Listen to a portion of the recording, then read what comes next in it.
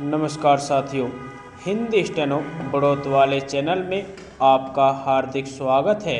आज की डिक्टेशन रामधारी गुप्ता खंड 2 से प्रतिलेखन संख्या 101 90 वर्ड पर मिनट की स्पीड से होगी। तो आइए शुरू करते हैं। डिक्टेशन शुरू होगी 5 सेकंड बाद। स्टार्ट। अध्यक्ष महोदय, प्रारंभिक दौर के भारतीय राष्ट्रवादी नेताओं का विश्वास था कि राजनीतिक मुक्ति के लिए सीधे संघर्ष का कार्यक्रम इतिहास की कार्यसूची में अभी नहीं था। कार्यसूची में था राष्ट्रवादी भावना का पैदा किया जाना, उसे गहन करना, राष्ट्रवादी राजनीति के दायरे में भारतीय जनता को अधिक संख्या में लाना और उन्हें राजनीति और राजनीतिक आंदोलन और संघर्ष के लिए प्रशिक्षित करना इस दृष्टि से पहला महत्वपूर्ण कार्य था। राजनीतिक प्रश्नों में जनता की रुचि उत्पन्न करना और देश में जनमत का संगठन।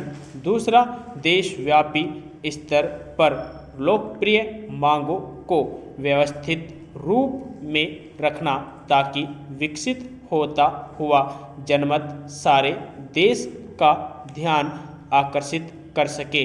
पहले चरण में सबसे महत्वपूर्ण था राजनीतिक दृष्टि से प्रबुद्ध देशवासियों और राजनीतिक नेताओं कार्यकर्ताओं में राष्ट्रीय एकता की भावना का जागरण। प्रारंभिक दौर के राष्ट्रवादी इस तथ्य के प्रति पूर्णतया सतर्क थे कि भारत निर्माण की प्रक्रिया में है। भारतीय राष्ट्रीयता धीरे धीरे अस्तित्व में आ रही थी, अतः यह मानकर नहीं चला जा सकता था कि इसकी सिद्धि हो गई है। राजनीतिक नेताओं को क्षेत्र, जाति और धर्म के पूर्वाग्रहों से मुक्त होकर राष्ट्रीय एकता की भावना को गहराने और विकसित करने का काम निरंतर और अनिवार्य रूप में करना ही था। उदाहरण के लिए भारतीय राष्ट्रीय कांग्रेस ने आशा की कि वह देश के विभिन्न भागों के सक्रिय राष्ट्रवादियों के बीच मित्रता के संबंधों को प्रगाढ़ करने की दिशा में एक छोटी सी शुरुआत करेगी।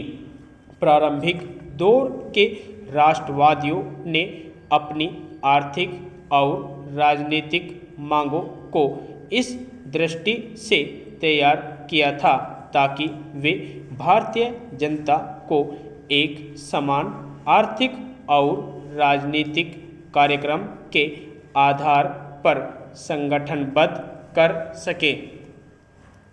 संभवतः प्रारंभिक दौर के राष्ट्रवादियों को सबसे महत्वपूर्ण राजनीतिक काम उनका साम्राज्यवाद का आर्थिक विवेचन था। उन्होंने उस वक्त के आर्थिक शोषण के तीनों रूपों यानी व्यापार, उद्योग और वित्त पर नज़र रखी।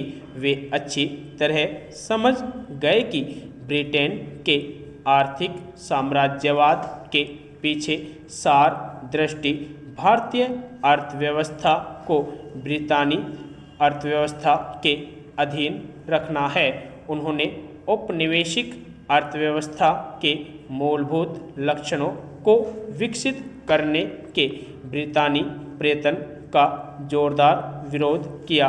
उन्होंने उपनिवेशवादी ढांचे पर खड़ी सरकार की प्राय सभी आर्थिक नीतियों के विरोध में प्रभावशाली आंदोलन आयोजित किए। अलावा इसके उन्होंने आर्थिक जीवन के प्रत्येक क्षेत्र में यह पैरवी की भारत पर ब्रिटेन की आर्थिक अधीनस्थता कम की जाए, यहाँ तक कि उसे समाप्त कर दिया जाए। इस दौर के राष्ट्रवादियों ने भारत की बढ़ती हुई गरीबी की चर्चा अपने लेखों और भाषणों में निरंतर की और उसे ब्रिटेन द्वारा भारत के आर्थिक शोषण से जोड़ा। दादा भाई नौरोजी ने इशारा किया कि भारतवासी मात्र परजीवी दास थे, वे अमेरिकी गुलामों से भी बदतर थे, क्योंकि उनकी देखरेख उन अमेरिकी मालिकों द्वारा की जाती थी जिनकी वे संपत्ति थे। उन्होंने घोषणा की कि ब्रितानी शासन पूरी तरह देश को नष्ट कर रहा है। यदि आपको डिक्टेशन अच्छी लगी हो तो हमारे चैनल को सब्सक्राइब करें तथा वीडियो को लाइक व शेयर भी करें। धन्यवाद।